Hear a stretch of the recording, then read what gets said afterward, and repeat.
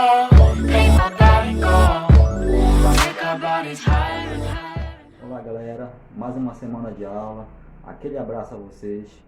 Bom galera, a nossa aula de hoje vai falar um pouquinho sobre gravitação universal.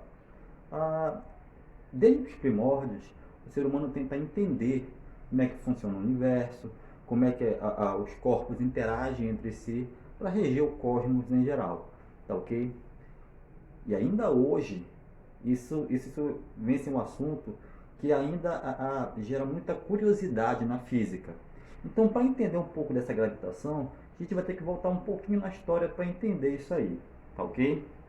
Então, um dos primeiros a falar sobre isso foi um cara chamado de Aristóteles, lá na Grécia Antiga até, que tentou formular, através de suas teorias filosóficas, claro, lembrando que o Aristóteles era um filósofo, através da filosofia, criar um modelo geocêntrico. Tá? Só que é um modelo geocêntrico? O nome já diz, geo quer dizer terra, e cêntrico vem de centro. Então, a Terra como sendo que o centro do universo. Teorizou, porém, na verdade, quando você pega o modelo geocêntrico, ele tem aqui a Terra, a Lua, Mercúrio, Vênus, Marte, Júpiter, o Sol e Saturno. E os outros planetas? Lembra que naquela época era só no visual, não se tinha aparelhos para detectar outros planetas. Então, era somente os corpos que eles podiam ver a olho nu. Mas, apesar do Aristóteles ter sido um dos primeiros, ele e Aristarco, na verdade, que foi considerado o pai do geocentrismo, foi um cara chamado de Ptolomeu. Por quê? Porque, na verdade, ele documentou aquilo que ele pesquisou, que era mais ou menos o que dizia o Aristóteles, com algumas coisinhas a mais, tá? Mas foi documentado. Então, Ptolomeu, que também era um filósofo, tá? Incitou como se fosse a Terra sendo o quê? O centro do universo, e que tudo girava em torno da Terra.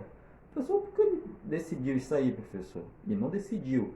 Ele usou aquilo que a filosofia colocava para ele. Ele observou, ele via o Sol e os planetas girando em torno da Terra e deduziu, né, que a Terra seria o centro. Tome cuidado. Fisicamente falando, o modelo de Ptolomeu, ou seja, o modelo geocêntrico, ele não pode ser considerado uma teoria errada. Mas por que, professor? Nós sabemos que o Sol é o centro e, que lembra que na física, tudo depende de um referencial. Então, se a Terra for adotada como referencial, eu posso sim dizer que o Sol está girando em torno da Terra e os demais planetas também. Então, tomem cuidado, porque isso pode ser uma pegadinha no vestibular. Tá, ok? Então, o modelo geocêntrico, o modelo de Ptolomeu e de Aristóteles, ele pode ser considerado como verdadeiro se a Terra for adotada como sendo seu referencial. Ok? Anos mais tarde, dois cientistas elaboraram um modelo que discordava do modelo de Ptolomeu. Ok? Um deles foi Nicolau Copérnico, tá? Que deduziu através de experimentos, e aí olha a diferença. Ptolomeu era um modelo filosófico, apenas de observação. Já Nicolau Copérnico, ele não é um filósofo, ele já é um cientista. E aí ele já coloca em prática uma coisa chamada de modelo heliocêntrico.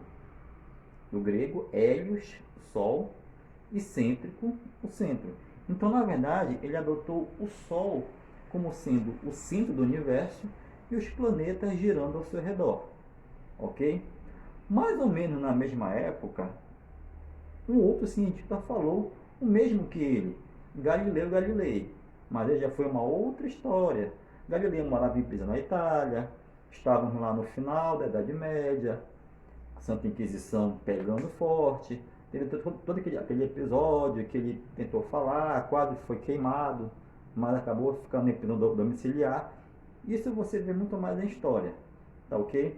Então, a grande sacada aí é que durante a Idade Média, a Igreja Católica ela adotou o geocentrismo lá do Ptolomeu como sendo um dogma. Então, era complicado para um cientista desmentir o modelo geocêntrico. Poucos tiveram essa coragem. Galileu e Copérnico foram alguns deles. Galileu teve que negar o que havia descoberto, porque senão ele iria morrer queimado na fogueira da Santa Inquisição. Mas isso aí você vai depois lá com o seu professor de história, ele vai te contar melhor, tá, todo esse episódio. Então ambos, como volto aqui a destacar, abordaram o modelo heliocêntrico. E aí sim, segundo Ptolomeu, segundo Copérnico, o Sol era o centro do universo e os planetas giravam em órbitas circulares ao seu redor. Tá? Beleza? Houve um pequeno erro, ou pequeno equívoco, claro, na teoria heliocêntrica do Copérnico. Tá? E isso foi descoberto por um cientista chamado de Tycho Brahe. Tycho Brahe era um matemático e, através dos seus modelos de cálculos, descobriu, na verdade, que os planetas, sim, estavam girando em torno do Sol, mas não em órbitas circulares, mas sim em órbitas elípticas. E isso só foi possível justamente através dos cálculos matemáticos dele. Infelizmente, antes dele colocar para a comunidade científica todas as suas descobertas, ele acabou falecendo. E quem herdou todos os seus livros, as suas pesquisas, foi o seu grande amigo e ajudante, Johannes Kepler, que observou o planeta Marte durante 30 anos, tá? E percebeu realmente que as órbitas eram elípticas. Tá, okay? Aprendeu muito com Tycho Brahe e que, na verdade, acabou tendo os méritos de grande parte da pesquisa de Tycho Brahe. Então, Kepler mudou este modelo planetário, tá? Fazendo a pequena correção naquilo que o Copérnico havia se equivocado, em dizer que as órbitas eram circulares, mas que na verdade eram órbitas elípticas. E essas órbitas elípticas ele colocou na sua primeira lei, ou seja, não é um círculo, é uma elipse, onde o Sol ocuparia um dos focos da elipse. Ora o planeta se aproximaria do Sol, ora ele se afastaria do Sol. Tá? O local mais próximo do Sol ele chamou de periélio, o local mais afastado ele chamou de afélio. Então cuidado para esses nomes, periélio e afélio. No periélio, o planeta ele adquire uma velocidade maior, no afélio uma velocidade menor. Então o movimento planetário em torno do Sol ele não é uniforme, ele é variado, ele tem uma aceleração, tá certo? E essa aceleração é devido às massas dos planetas que acabam interagindo, tá bem? Então, essa foi a primeira lei de Kepler, dizer que os planetas giram em torno do Sol em órbitas elípticas e que o Sol ocupa um dos focos da elipse.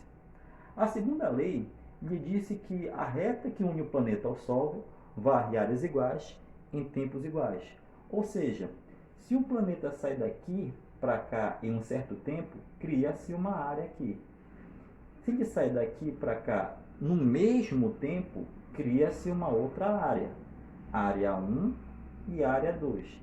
Apesar dessas áreas terem formatos diferentes, elas têm valores iguais. Então, na verdade, se os tempos forem os mesmos, as áreas serão as mesmas. E isso serviu de grande base para a terceira lei de Kepler, que foi a lei dos períodos.